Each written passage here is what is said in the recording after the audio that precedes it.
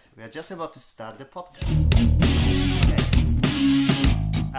Hello, guys. My name is Leszek. This is Fitness All Podcast, and my today guest, John Macleod, will introduce himself.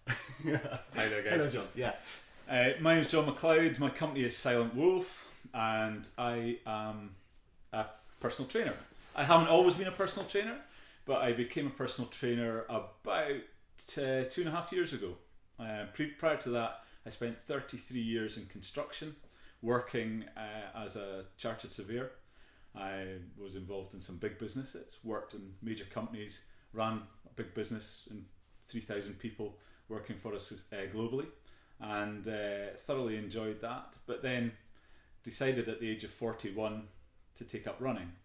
But when I started running, I didn't really start from a great base. I was 18 stone, I was quite a big lad.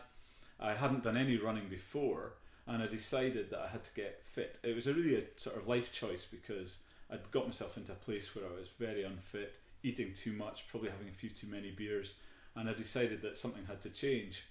I'm just jumping. You've been 18 stones when you've been 41. Yeah. When you finish your first Ironman, because this is what we're gonna talk Ironman today and how to train to Ironman. Right. How long it took you? It took me. That was in. It must have been another 5 years before I did my first Ironman. 4 years before I did my first Ironman. That's a massive jump. Big change. Yes. What happened was I literally had my old trainers in the cupboard, my jogging bottoms, and a big floppy sweatshirt thing, and I decided I'd go down to New Haven Park or Pilroyd Park. Yeah. It was dark, too embarrassed to go out in the day, and I just set off in the night, and I could run for about a minute, and then you had to stop, and then I was out of puff. How was it? Was it the heart or everything? The heart was racing. I was out of breath. I was wondering what I was doing. Wow. At the time, we were living in the Bond building, the Bonington Bond flats. Mm-hmm. And I stayed out for about 15-20 minutes. It was all I could manage. And I decided to, when I got back to the flat, I went online and I discovered there was a thing called the Edinburgh Marathon. So this was in 2001, I think. And I entered the 2002 Edinburgh Marathon, or 2003 Edinburgh Marathon. 2002, I think it was, Edinburgh Marathon. Got myself running, got myself started, and got going, and that was how I got started. Fantastic. All right, before we get this, we never been online before live with this podcast, and actually we have 8 viewers already. So hello guys. By the way, if you got any questions to either to John about the training or something, just you can comment it, and then we'll see it, and we'll try to answer this question. So yeah, just go ahead and do it. We'll be waiting for them. If you have got any questions, I have completed 3 Ironman now. 6 marathons, and many multi-sport races, a lot of mountain bike races. I've done a lot of different things. Ironman is a great thing. It's a fantastic experience. And this is why I've got John here today, because I'm just about to almost signed up for the Ironman next year, and it's like massive step for me. And my job's not to put him off. His job is not to put me off, but I need to find out how to do it. And then what's the difference between a marathon to an Ironman? Okay, explain what the Ironman is for people who never hear about this. Ironman is a triathlon, so swim, bike, run. So yes. It starts with a swim, 2.4 miles. It's quite daunting. Is it but it's open water, isn't it? Open water, so it can be in the sea or in a lake. You then go onto the bike and you cycle 180 kilometers or 112 miles. As you do. And then it's off the bike and on to run a marathon, 26.1 miles or 42 kilometers, whatever it is. It sounds, even if I know about this, but even when I'm hearing this, it's like it's quite scary, isn't it? It sounds scary, but it's a grand day out. Okay. It's a great day out. It's a fantastic experience, and it's worth 6 months of training beforehand. This is how it takes? It's 6 months? I would plan 6 months to get ready for it. Okay. And that's not from a complete base. I would start that would be starting as someone who has got some experience of running, some experience of racing, and starting from that level. What about swimming? How you deal with swimming? Because for me, this is the hardest bit. I think I can do the bike, I think I can run, but the swim, after 1 kilometer in the swimming pool, now maybe 2, I'm just done. Well, you're better than me, because when I started, what happened for me was in 2004, the late 2004, a friend of mine from London had a place for Ironman Austria. It was 2006, 2007. It was 2007. He had a place at Christmas time, and he phoned me up. He knew I'd just done, I think I'd finished the Paris Marathon the year before. We'd met at that, we'd had a good laugh, we got on well. And then he phoned me up at Christmas and said, I've got a spare place for the Ironman Austria. Would you like it? And I thought, I don't know what an Ironman is, but it sounds like good fun. So you just signed up not knowing? I said, I'll take the place. So then he sent me through all this stuff, all the information about the race, and I thought, oh, it's a bit more than I thought.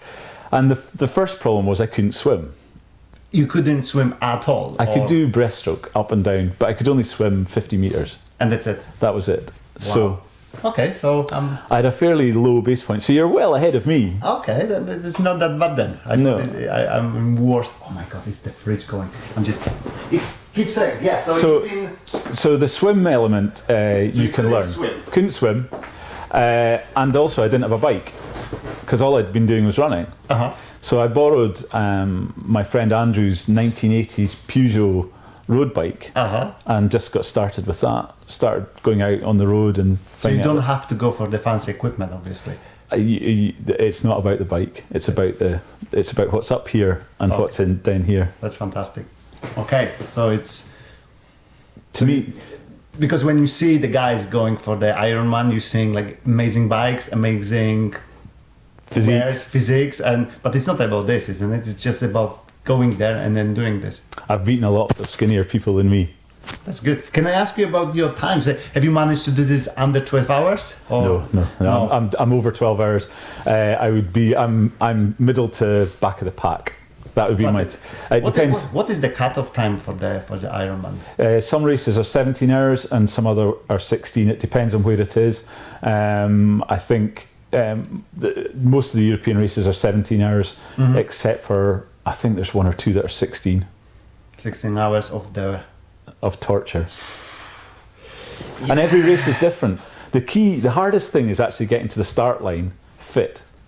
Right. Because the volume of training you have to do pre-race is so intense and so much, it's actually difficult to stay entirely fit throughout the whole training period. Could you tell us how you trained for your last? For the last one? For the last one, not for the first one, because it was you've been just practicing, but your last one. Well, I've done 3 races. One was Ironman Austria, one was Ironman New Zealand, which was a winter race. It was in March, and then the third race was Ironman Lake Placid, which was in July of 2011. That was my last race. I've entered Ironman Zurich, as I think that's one of your targets, potentially. This is potential. Maybe, it's probably this one I would like to go. And my friend Gregor, he's probably not watching now, but we're signing together up. So good luck, Gregor. Yeah. Well, I entered Zurich 2 years ago, but unfortunately I did my Achilles just beforehand, so I was unable to race that day. So actually getting to the start line is a major achievement in itself. The training is intense. I generally built on a 6-month program, and I had blocks of 3 weeks on and 1 week off. So it wasn't a week off, it was just a less intense week. So I built a series of 6 blocks up with 3 weeks of hard training, generally increasing distance and time for my longer runs at the weekend or longer bikes. So during the training period, it was 3 runs, 3 swims and 3 bikes every week. 9 sessions a week. And it went from starting at about 8 hours, going right up to 22 to 25 hours. It's almost like a half part job. Yeah. And when you've got family and other things going on in your life and work, you need to actually balance your time with other things. So I would find that I would start my bike ride, particularly once the weather has improved, and when I were into spring, I would start my bike ride about 5 or 6 in the morning and then not get back to lunchtime. So no coffee runs, just straightforward on the bike. And the equipment you need is different, but we can talk about that a bit later. So the training is intense, but it's very, very rewarding.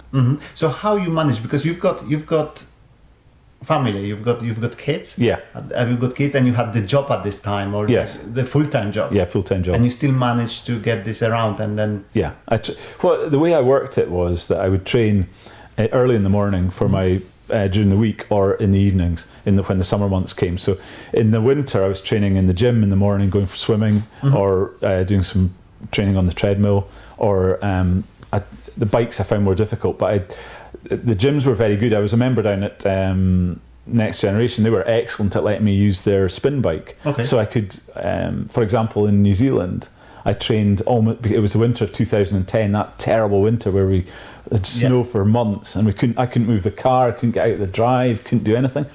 And but I could actually get the bus into town. I couldn't get my car out where I lived. I could get the bus into town, and I would come in and train on the bikes and just use a spin bike to train. So I had 4 hours on a spin bike. It was miserable, but it's like on the turbo trainer. I've got some friends who are loving this on the turbo trainer. Yeah. Just staring at the screen. But I think I went stir crazy on the turbo, and it was so noisy. Yeah, they do get crazy, those guys. it was very noisy. But that was a winter one. But when you get into the summer training, I would find it easier to get up in the morning, do my runs in the morning, and then maybe in the evening it would be swim, or swim in the morning and run in the evening, and then do the bike. What was your main motivation for it? For Ironman? Like for doing this for yourself? And I think I wanted to prove to myself that I could do something like that. And once, to be honest, I hadn't thought about it greatly before I entered, because I just got thrown into it. And then you've been there. But then when I decided I'm going to do something, I do something. I really do it. I follow a plan. Yeah. So I got an experienced Ironman gave me a training plan that he'd followed, and I followed it. And actually, it wasn't right. It wasn't a great plan for the first one. There was too much focus on the running, and too much focus on the bike actually, and not enough focus on the running.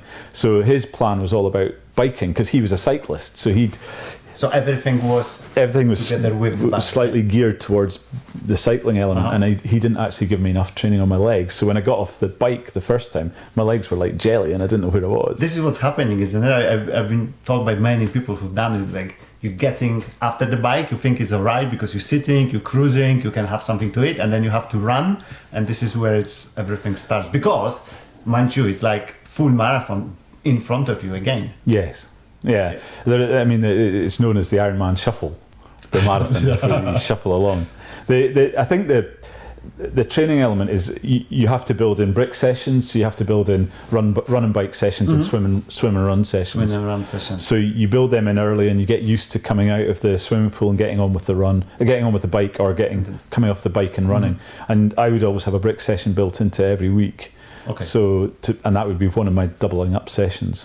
I found them very useful and very actually. By the end, when I did Lake Placid, I was actually quite strong. Have you done any? What you've been eating during this? Is like nutrition wise. What is important? Is just eat as much as you want, or? A lot. Obviously, I'm not the skinniest boy in town. I like my food. I enjoy my food very much. But when I was training, I was making sure that I was fueled. So food is fuel, as you would know. Yeah. So I was fueling up for the races. You're vegan, aren't you? Almost vegan. I'm still eating eggs. But it's now 1 year. I've got my birthday in next 2 days. I'm on 14th of April. Right. And this was the last year I stopped eating meat. Right. So it's like whole year, and I'm still there, and I'm not that skinny. So it's possible. It is possible. It is possible. And I think there's quite a few vegan Ironmen out there. Okay. So I think there's specific training plans that you could follow that would give you a nutrition plan for vegan, for all the different specific food intolerances. People don't take gluten. People don't take dairy. So you've got all these food intolerances to build in. I don't eat gluten anymore, and I took that out of my diet 4 years ago, and I love bread, but it doesn't love me. So, yeah, and then you just need to find how you find out about this. I did an elimination test on myself. So I did some elimination on food and took it out, and then when I put it back in, I discovered there was a bit of an issue with it. So I decided to take it out. To stop, and you feel much better now. Yeah, feel great now. What the issue you had with the bread? It was actually causing me to bloat, and it was giving me stomach problems. Okay. So when you're racing, It's not ideal having stomach ache. Yeah. So if you start a race in the morning with your porridge, your pre-race breakfast, in pre-race you want to take on 1,000 calories in the morning before, and it's really difficult to eat 1,000 calories. Yeah, at what time? At 4 o'clock in the morning. 4 a.m. Yeah. So I would have my porridge, I'd have my bread and my stomach, and then I'd be feeling my stomach, I'd be feeling bloated, I'd be struggling to pull up the wetsuit, and it turned out it was because of the gluten more than anything else. By the time I got to Lake Placid, I knew this, but I didn't know that up till then. So you learn a lesson every race. Okay, you cross the meta, like you get your first Ironman. What was the feeling straight after? It was incredible. I mean, I kind of welled up and broke down a bit. You know, you sort of end up in tears. The first race, you only want to finish. The key is finishing. I think for everybody is to get across that finish line. And there's this great thing where they go, John Macleod, you are an Ironman, and the big announcement, and it's amazing, and it feels fantastic. And that was in Austria. It felt absolutely incredible. So I think as you go into your second and third, you start to think about times and you start to think about pushing yourself, start to think about your development and how you can do things. What was the difference between times with your third one, the first one and the third one? You managed to improve? I improved by 15-20%. That's fantastic. But I did improve my kit over time.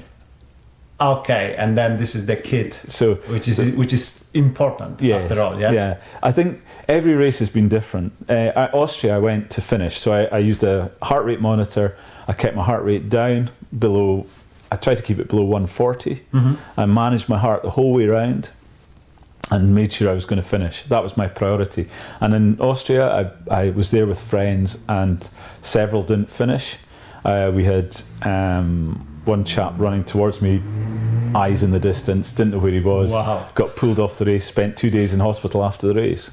He didn't finish, and that was... I can imagine. So it's brutal, and Austria was 34 degrees, it was very hot. They almost pulled wetsuit. The water temperature has to be below 25 degrees. If it's above 25 degrees, you're not allowed wetsuit. Right, which is major thing, isn't it? Wetsuits are very helpful for buoyancy, support.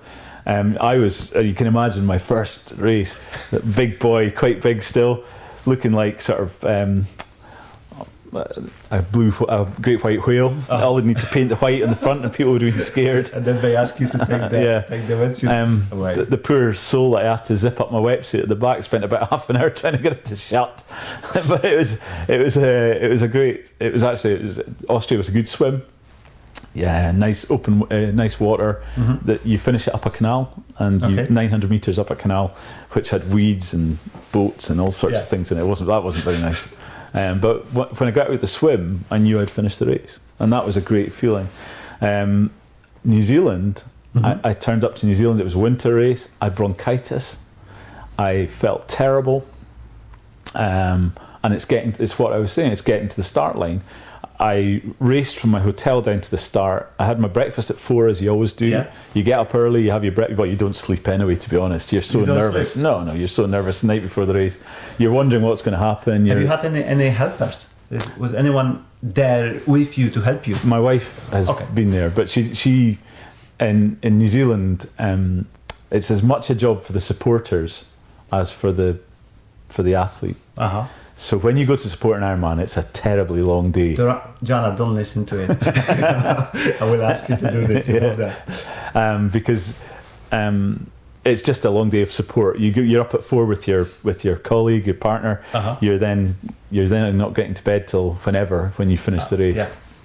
So, and you have to clear away all the kit at the end of the race. So you've got to go and get your bike. You've got to go and get all your things out of all the stations that they've been at. So anyway, in New Zealand, I was there by myself because my wife had gone off to spend some time with her father up in Auckland, and I got down to the start, and I'd forgotten my what do you call it, inhaler that had been given by the doctor, and so I had a terrible swim. It was the worst swim. I was so bad. They sent someone beside me. They thought they were going to pull me. Eventually, the race director came over in his boat and said, I'm going to pull you. And I was like, I'm not getting out of this water for 2 hours, 20 minutes. Yeah. And he was like, no, because this is the cut-off time. 2 hours 20 is the cut-off for the swim. Yeah. And eventually they sent over the race doctor, and he gave me some inhaler and other things. That cleared my system and allowed me to swim. So I swam the fastest 3,000 meters I've ever swum in my life. And I made the cut-off by 3 minutes. Fantastic. So it was 2 hours 17 in the water in Lake Taupo, and it was freezing. And the scariest thing was, you're swimming along, and suddenly there's divers come from underneath you, and they're just checking to make sure no one's in trouble. But you suddenly see a diver, you just about to choke. Hello. and they swim along their back and wave at you. So I was like, oh. But it was they were very good, and got out the swim. And once I got out the swim, I knew I'd finish again, and had got on the bike. So, but I haven't had a race which has gone perfectly yet. There's been an incident on every race that something has gone wrong, and I think to actually cover the distances that you cover and get them done without you having problems, you're going to have to ride through some issues at some point during the race, whether they be that you've not taken on enough nutrition, because the nutrition during the race is you've got to fuel up on the bike. That's your real chance to eat, and that can be, you know, your gels or whatever. How many calories do you burn over the day? About 8,000. 8,000. There's a lot of eating. You'll never eat it. You'll never recover it. Eat enough. No. And what happens is, on my first one, I used SIS gels. SIS or they've got Powerade and other things. Yeah. I used SIS, and it didn't go particularly well with my stomach. So I then went on to the second time I used honey stingers. Or honey, you know, the honey-based solution. Yeah. They were brilliant. They were really, really good. Then they stopped importing them. Right. So on the year 3, I actually made all of my own. Oh, that's...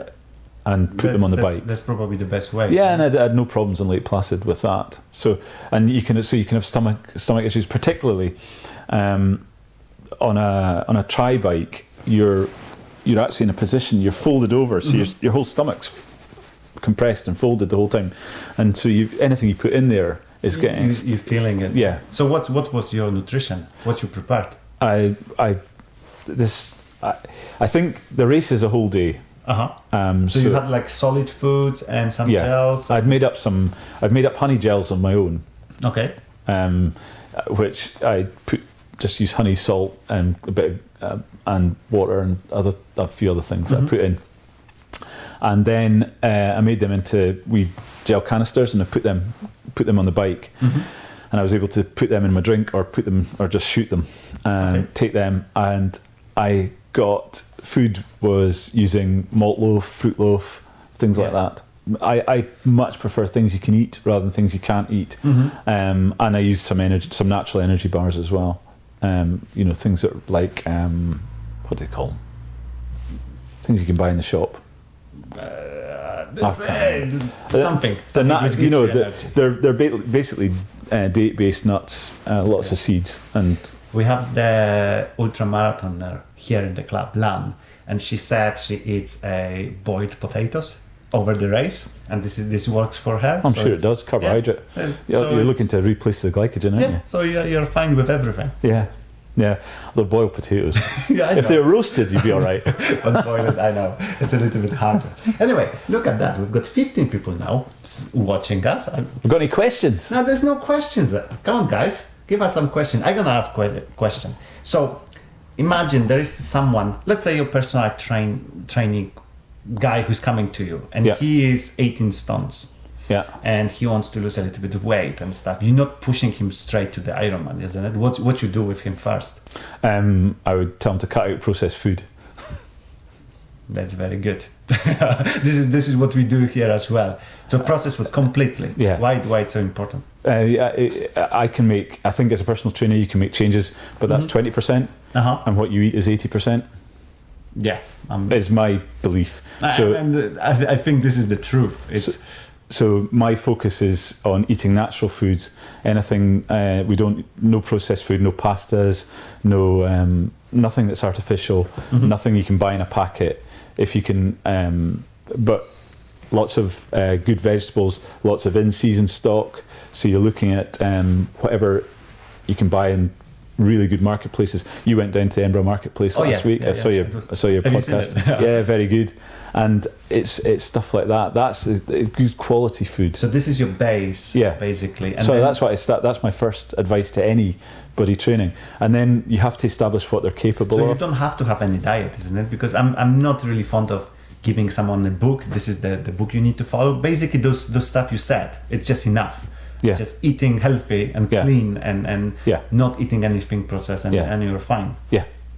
That's good. So this is what you've done. With you. And then what's the next step when you're adding some exercising? No, well, I would then take them out and do some stuff with them. It depends what people are capable of in terms of the initial start. When I started, I was only able to run a wee bit, a short distance, and I was running, stopping. So I did an interval type approach to my training, to growing and developing that.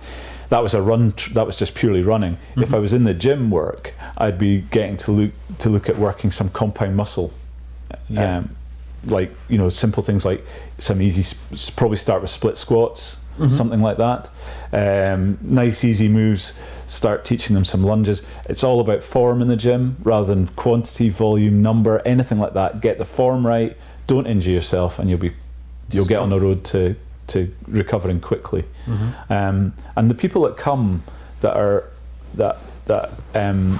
if I'd had the chance to train my former self, I'd have got them doing weights early or kettlebells early. Kettlebells, excellent workout for people because it's a dynamic workout. They're constantly moving. You're stressing different muscles. You're working different parts of your body, and it's in a whole body workout. It's a holistic approach to your body, not just one part. Biceps or something. Yeah. But I would.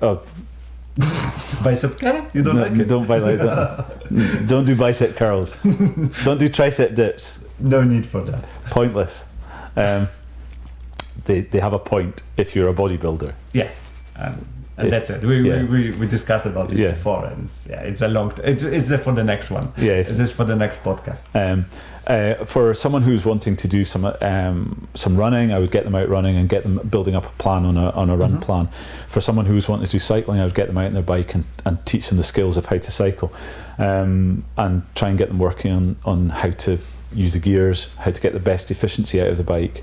I think But how you get, sorry to interrupt, how do you get people motivated? Because it's when we got someone who is motivated, we know we can change this people's life, this person's life, But sometimes you've got people who are coming to you, like coming to me, and they really want, but there's always something which stops them, either from coming next time or eating healthy. What's your approach? How are you dealing with this? Well, I think it's very difficult. If someone's mind is not in the right place, no matter what you say, or how you can, you have to change their mind first. So you have to work on what they actually want out of their life, rather than what it could look like, if you know what I mean. If that makes sense. So you work with the mind first to try and change the mindset of someone, because it's easy to come along for 2 training sessions or 6 training sessions and then walk away and go back to your previous lifestyle of eating whatever processed food or eating stamina. And people are busy. That's the difficult thing. People are really, really, really busy. They don't have the time to go and. But then you're proving that you can train for 24 hours a week. And you're still finding the time. And I was getting up at 5 and going out on the bike or running. But the thing is, you don't have to, if you want to be healthy, you don't have to do this. No. It's enough for you to do 3 hours a week. Yes. And then on the top of eat healthy, and then everyone can find 3 hours. Exactly. It's just you need to make this appointment with yourself, isn't it? You're just making sure that, okay, I'm saying on Monday at 6, I do think. Yeah. And that's it. And you're just going for it. I think the motivation comes from within, but I think what we try and do is make the sessions fun, so people engage with you, and then they come back because they want to enjoy themselves, they have a good time, they have a good laugh, and they get a really good workout out of it. Unfortunately, with every good workout comes a bit of pain afterwards, in that you end up a wee bit sore, muscles are a wee bit sore after. But if you're training for Ironman, you get used to pain and you get used to all of these things. Okay. Oh yeah. I'm just seeing myself now swimming Ironman. The swim, right? Okay, so you said you couldn't swim, and then how you practice your swimming? took any lessons? I got lessons. Yeah, I was the oldest. Oldest in the swimming pool, so I used to go up to the Commonwealth pool with a very experienced triathlete called Scott Balfour.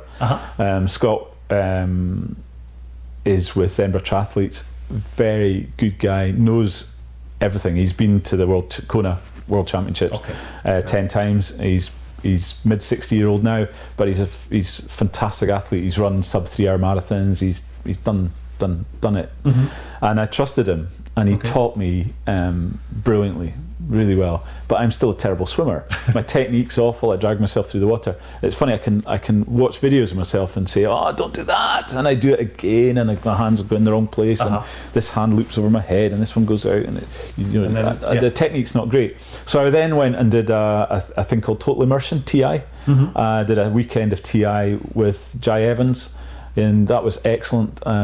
Taught me to swim much smoother, taught me how to swim more efficiently, and cut the number of strokes I'm using per length down to less than, I was on 27 when I started. It's like in this total immersion thing, you don't kick at all, isn't it? No, you do kick, you use it, but what he was teaching me was how to reduce the amount of kicking I was doing, because obviously in racing Ironman you don't want to be kicking through the waters. You want your feet to just use a flutter kick, and you want to be lying nice and flat on top of the water and not dragging yourself like that across the water, which is more like, I swim like that. I could almost be standing up doing this. It's almost like me. I think I can stand and just walk if I could. It is.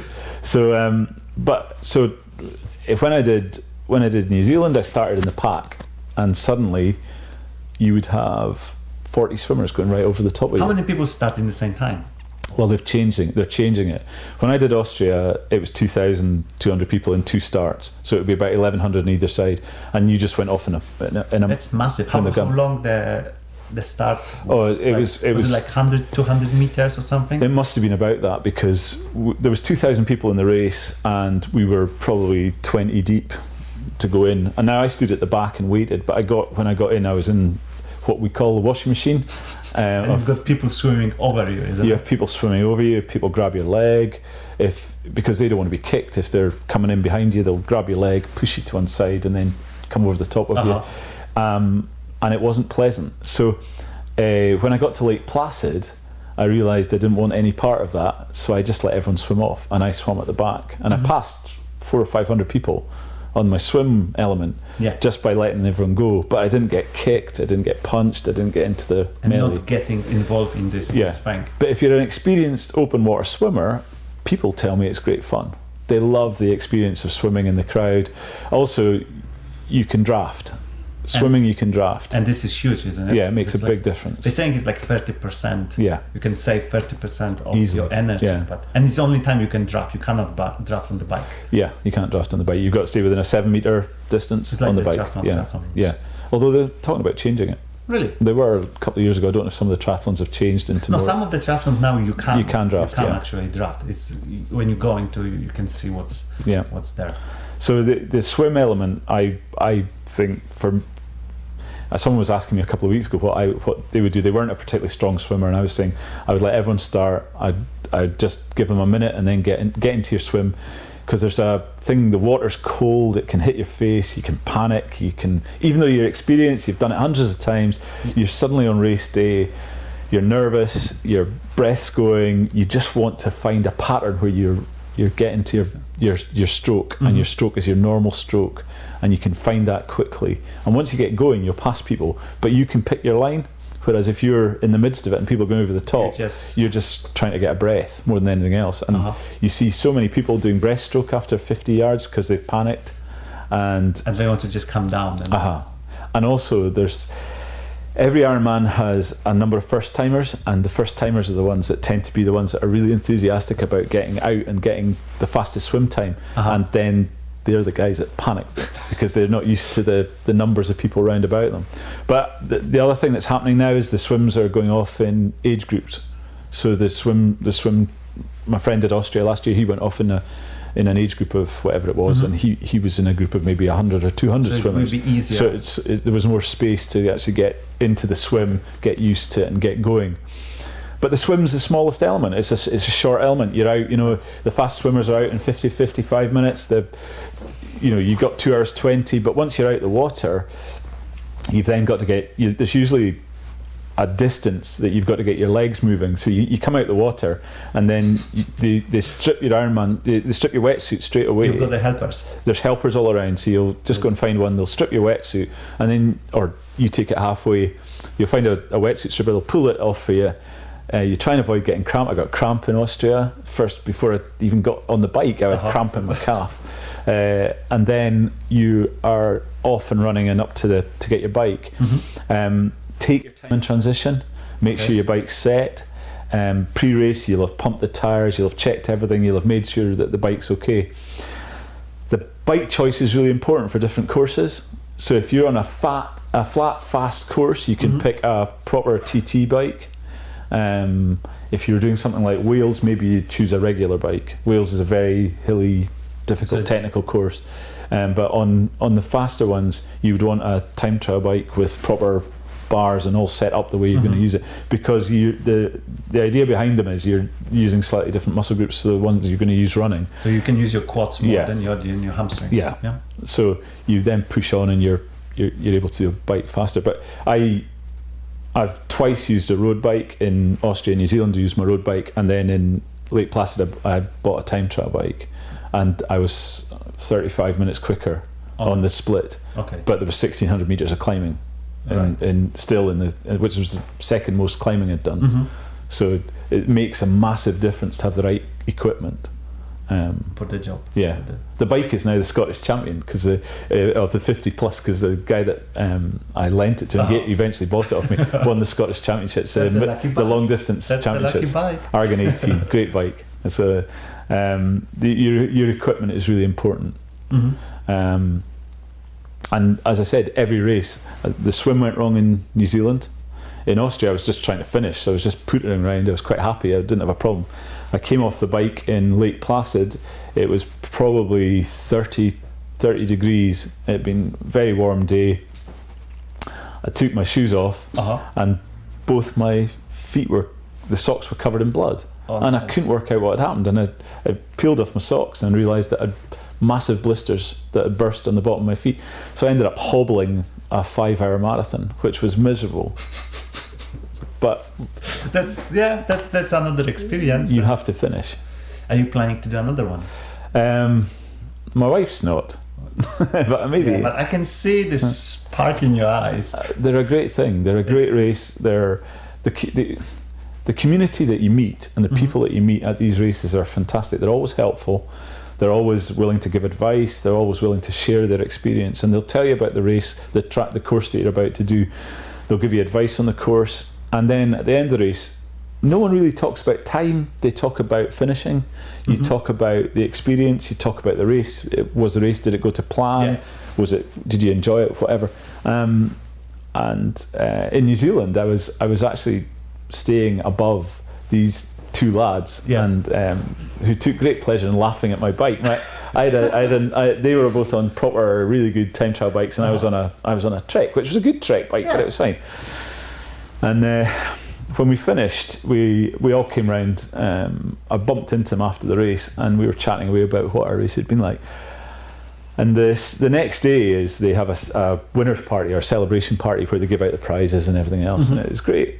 It's great fun, but because I was staying below them, they both came first. One of them came first and one of them came second in their age groups. So they gave me a shout and said, come with us and we'll get you into the winners' party. Right. So I had this great experience of being in the winners' party. Everyone thought I was a winner as well. Everyone's going, well done, congratulations. Which age group did you win? Or how did you get on? I was like, well, I got in with some friends. But we got to meet the winners and some really amazing people. And when we were at the end of the race, we came out and we had some food and we got some other stuff, but we all collate around the finisher chute to celebrate the people coming home. Yeah. And in New Zealand, I think it was a girl called Gina. I think it's Gina Davison or Gina Anderson. I can't remember her name. She came second or first in the race. She'd won the professional race, and she was still stood on the finish line clapping in the age groupers after 16, 17 hours. And we went round we were around at the end clapping people coming in, and it was amazing. as the last person came in, all the helpers and who were around the feed stations and first aid stations, they all joined the last person running in. So you've been the last person would run like with a group of people. The last person ran with maybe 100 people running with them, and it was a fantastic thing to see them all coming across the finish line. Unfortunately, they didn't make the 17-hour cutoff, so they didn't get a medal and they didn't get called an Ironman. But they were the person who finished after the 17 hours. To me, is as much an Ironman than the guy who finished in 8 hours. Yes, because think about being on your feet for that length of time. Yeah, just incredible. I was thinking about the people who winning Ironmans, and I those are completely. I don't know how these guys train and stuff. I can imagine lifting, I don't know, deadlifting 400 kilos. I can imagine that, yeah. But I cannot imagine doing the time like. When I was checking the splits, the winner, the fastest guy, he done marathon after everything. Yeah. In less than 3 hours. Yeah, 2 hours 30 or 2 hours. Which is just insane. Like, there's only a phenomenal. couple of people who can do marathon under 3 hours, and just it's the fact they're doing 50 minutes swim or 50 to 55, and then a 4.5 hour bike split, and then 2.5 hours on the which run. is just under 40 kilometers per hour, isn't it? On the bike for 4 hours. Yeah. So I'm in Austria, first race. It's 2 laps, 56.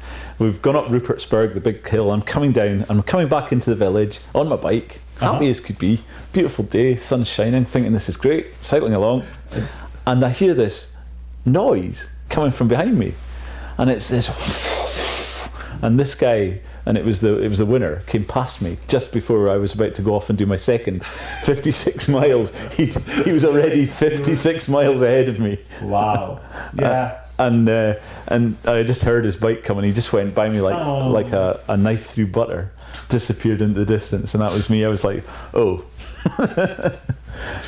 But it was still fantastic. Okay, you never answered the question. Where is your next one then?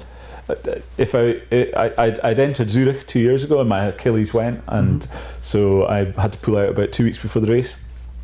I haven't got anything planned. I must admit I was tempted by Weymouth this year, down in the south of England in September, but I don't know. It's the swimming that makes me think. It's a hard job. It's quite cycling is no problem, running's no problem, but swimming it's quite a thought getting in the water with so many people, and it's quite an experience. Rajan, I hope at some point we'll meet again. But maybe we'll meet on the course at one point, but I need to get some more advice from you as well, like maybe do you've got any plans? You're gonna be my mentor for the Ironman. Oh, no problem. Can you do it? Yeah, It would be awesome. I've got all race plans worked out. Anyway, we are just getting to the time. We still got 14 people watching us, come on, give us some questions. We want to answer the questions. Before we finish, it's like you do personal training. Yeah. You work from off the studio, but also you do meet people somewhere. I sometimes have to meet them closer to where they live. How they can find you? My website, silentwolf.co.uk. Okay, we'll put it under. It will be on the YouTube, so people will be able to click there. Fantastic. And then any other thing? It's like you're on Facebook as well. You are on the Facebook. Yeah. And that's it, guys. Thank you very much for watching. Thank you. I hope you enjoyed that. If you need any more advice, feel free to drop me a note via the website, and if you want to get together and just chat about it, I'm happy to meet anybody about that as well. Happy, because I love it. And then there's one more thing. We've got few ideas. Actually, John got few ideas which you might notice us doing together. We cannot say a lot about this now, but it's coming. So just watch this space. Watch this space. All right. Cheers. Take care. Bye. Well done. Thank you. Is that okay? What do you think? We have to finish because this is finished. But well, I'm happy.